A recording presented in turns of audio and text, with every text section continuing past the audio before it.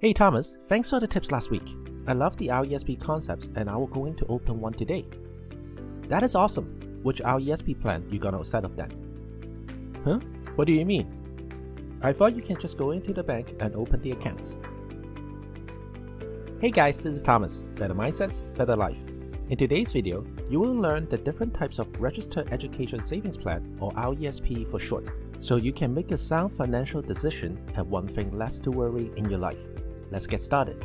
Last week, I mentioned that one of the best ways to prepare for your kids' education is through the RESP program.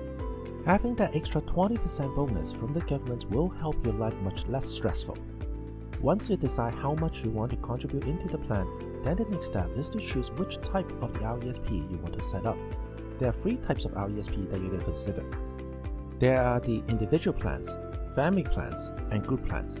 They're all common in Canada and all qualify for the 20% Canada Education Savings Grant matching and the Canada Learning Point. For an individual plan, there's only one beneficiary on the account, but it can be opened by anyone. In other words, this type is perfect for grandparents, aunts and uncles, family friends who wants to contribute to the plan as a gift. The benefits of having an individual account is very simple and straightforward. It's easy to see how much you have and keep track of the withdrawal when the kids are into post-secondary. First is the family plan. This type of the RESP allows multiple beneficiaries to be named on the account. But it has to be all related by blood or adoption, which means this is a plan for families that has 2 or more children. It's easier to manage one account instead of dozens of individual accounts under the same family. When the parents are saving into the family RESP plan, the contribution is typically split equally between the beneficiaries unless instructed. For example, Henry and Joanne are siblings and both named as beneficiaries in the RESP. If the parents contribute $5,000 per year, normally $2,500 goes to Henry and $2,500 goes to Joanne. If Henry decides not to enroll in the post-secondary, Henry's portion, including the grants, can be transferred entirely to Joanne.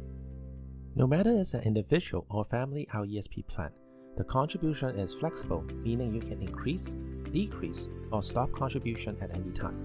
Both plans can be offered by most of the financial institutions in Canada, such as banks, insurance companies, credit unions, investment companies, and more. So there's a huge variety of investment choices, from saving accounts, GIC, mutual fund, ETF to stock trading. Generally speaking, equity will perform better in the long run. However, unlike retirement or vacation, which you can delay if the market do not perform well, there's an agenda to meet when it comes to education. Take Tom for example.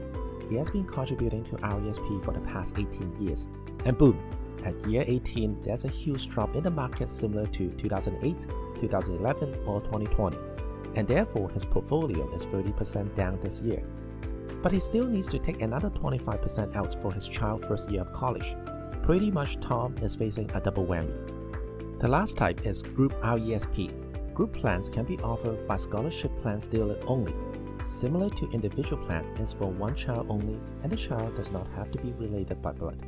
Group plans are often called as pool plans. They will pool all the plan members' money and invest. Majority of the money are usually invested in a fixed income, which has a low risk, steady return.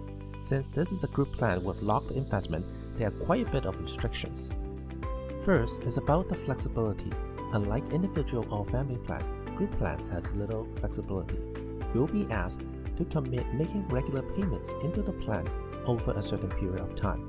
For example, say $2,500 per year for the next 10 years, and you have to fulfill that commitment at all costs. For any reasons that you cannot commit and forfeit the plan, your investment earnings remain in the pool might be distributed among the remaining members, which means you could lose your original contributions. And there's little flexibility in investment choices as well. You have no say in how the account is invested. Think of the plan as a long-term GIC. There are the membership fees, or some plan providers call it sales charge. Usually, you're required to pay off the sales charge before you actually start putting money into the investment. Typically, that takes 2 to 3 years after the plan started. But if you can commit to their terms, you might be able to get the fees back at maturity depending on the plan carrier. So despite with all the restrictions, why group plans still exist? Mainly because of its steady return. Since this is a large pool of money invested in a fixed income, the return on the fixed income will be higher compared to an individual who walks to the bank with $2,500. According to what I found on Google, one of the group RESP providers, the average rate of return for the 10-year timeframe is at 4.6%. Even back in 2008 and 2011, where the equity market is down 30%, this group plan still yield 5.2 and 7.3%. It avoids Tom's scenario that I mentioned earlier. So in conclusion, which RESP is right for me then? You can ask yourself the following questions. How much are you going to contribute to the plan, and how is that affecting your current cash flow? Can you commit that amount no matter what happens in the future? What is your investment experience? Say if all your tax-free saving and RSP's money are invested in the market, would you like your RESP to be something similar or different? And who is managing your RESP's investment? Is it someone that you trust or a random agent waiting for you in the delivery room? Neither a group or non-group RESP. Always read the fine print and judge for yourself. Fees is associated with all types of plans, but it should not scare you away and choose not to receive thousands of dollars of the government grants. Take some time to think about the 3 questions above or talk to someone to find out which plan works for you the best. If you have any questions, you can leave them down below or connect with me through Facebook or email. This is Thomas. If you want to learn how money works and how you want to work with money, then I will see you next week. Bye guys!